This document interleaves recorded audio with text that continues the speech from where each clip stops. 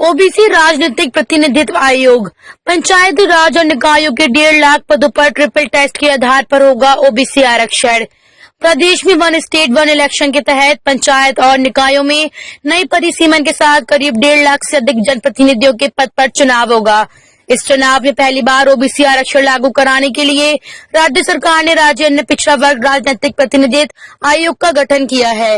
ये एक डेडिकेटेड आयोग है जो ट्रिपल टेस्ट के मानकों का प्रयोग करके राज्य में 1.5 लाख राजनीतिक पदों में ओबीसी आरक्षण किन जगहों पर कितना लागू होगा, इस पर निर्णय करके राज्य सरकार को रिपोर्ट सौंपेगा।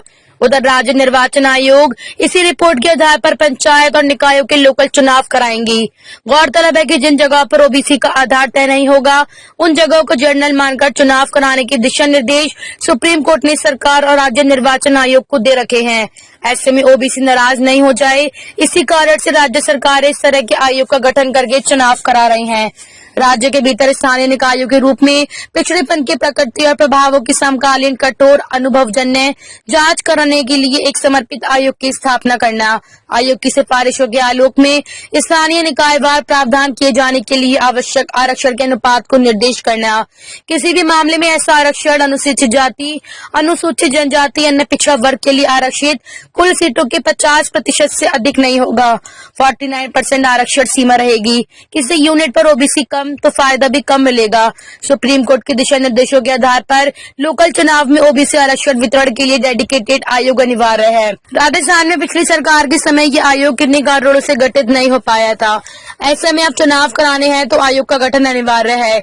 ये सभी बड़े राज्यों में हुआ है या होने वाला है।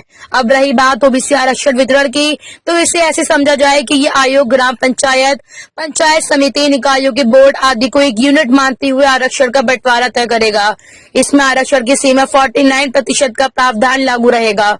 उदाहरण से समझे कि किसी यूनिट में 40% एसटी या एससी है और ओबीसी सिर्फ 9% है, तो उसकी गणना 9% ही मानी जाएगी। ऐसे में प्रदेश में निर्धारित 21% ओबीसी आरक्षण का फायदा दे नहीं माना जाएगा।